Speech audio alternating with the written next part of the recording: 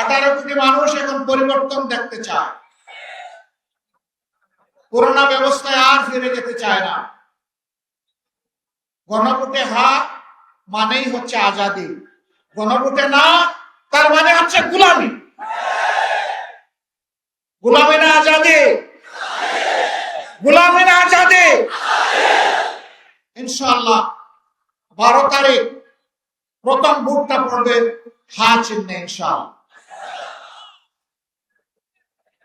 হা vote যদি বিজয়ী হয় বাংলাদেশ জিতে যাবে, হা ভোট যদি পরাজিত হয় বাংলাদেশ হেরে যাবে। আমরা বাংলাদেশকে ইনশাআল্লাহ হারতে দিব না। জনগণের ভালোবাসা সমর্থন নিয়ে হা ভোট বিজয়ী হবে, বাংলাদেশ বিজয়ী হবে ইনশাআল্লাহ। দ্বিতীয় ভোটটি হচ্ছে সরকার গঠনের জন্য সমর্থন জানানো। হা ভোট বিজয়ী যদি না হয় কোন সরকার গঠন করে কোনো লাভ হবে না জনগণ।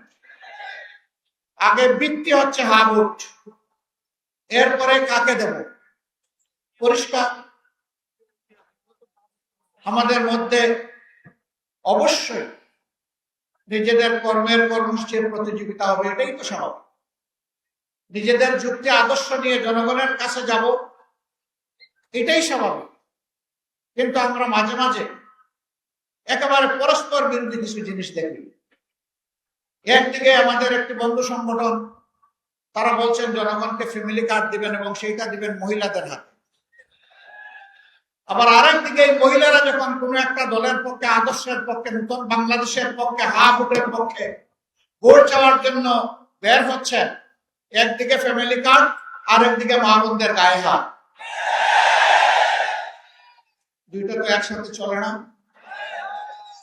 এ দিয়ে কি বার্তা দেওয়া হচ্ছে জাতিকে? বার্তা দেওয়া হচ্ছে আগামীতে এমন কোন দল যদি ক্ষমতায় আসে যারা এখনই গায়ে হাত দেয়, তাদের কাছে বাংলাদেশের একজন মা বোন নিরাপদ হবেন না।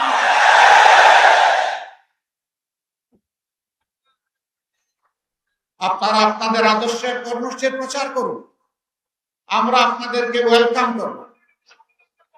কিন্তু আমাদের আদর্শ কর্মসূচির প্রচারে আপনারা বাধা দেওয়ার কে? আপনি বাধা দিতে পারেন না। আমাদের কোনো মা বোন, আমার কোনো সহকর্মী যদি নির্বাচনে কোনো আচরণ বিধি ভঙ্গ করে, সেটা আপনি যথাযথ কর্তৃপক্ষকে বলুন, তারা প্রয়োজনে আমাদের বিরুদ্ধে ব্যবস্থা গ্রহণ করবে, আমরা সেই ব্যবস্থা মাথা পেতে নেব। কিন্তু আপনি কে হাতে আইন তুলে নেওয়া? আপনি কে আমার মা বোনকে টিজিং করা? আপনি কে আমার মা বোনদেরকে বেশিং করা? আপনি কে তাদের গায়ে হাত দেওয়া? মনে রাখবেন, আমরা মায়ের পেট থেকেই দুনিয়া এসেছি, আমরা মায়ের দুধ খেয়ে বড় হয়েছি। মাদের বুকের বিছানায় আমাদের নিরাপদ বিছানা ছিল। সেই মাদেরকে আমরা অপমান করতে দেব না। মায়ের জাতির অপমান বরদাস্ত করব না। আর যদি এই ধরনের কোনো আচরণ করা হয়, আমি জাগ্রত পরিবর্তনকামী যুব সমাজ সহ সকলের প্রতি আহ্বান জানাবো, যেখানে এটা করা হবে সেখানেই প্রতিরোধ করে তুলবে। ছাড় দেবেন না। গায়ে পড়ে পায়ে পাড়া দিয়ে আমরা কারো সাথে কোনো দাঙ্গা বাজাতে চাই না, কিন্তু আমার ইজ্জত আর অধিকারের উপর হাত দিলে আমরা ছেড়ে দেব না।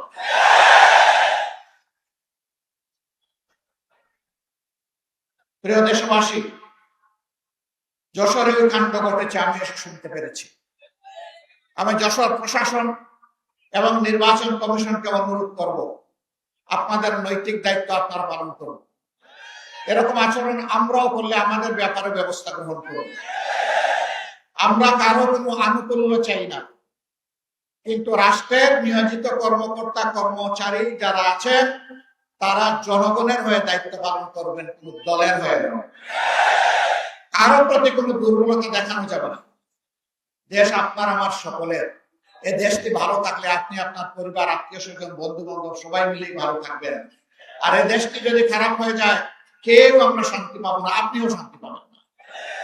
সুতরাং আমরা আহ্বান জানাবো, এই সত্য উপলব্ধি করে অবস্থান নিবেন জনগণের পক্ষে, কোনো দলের পক্ষে নয়।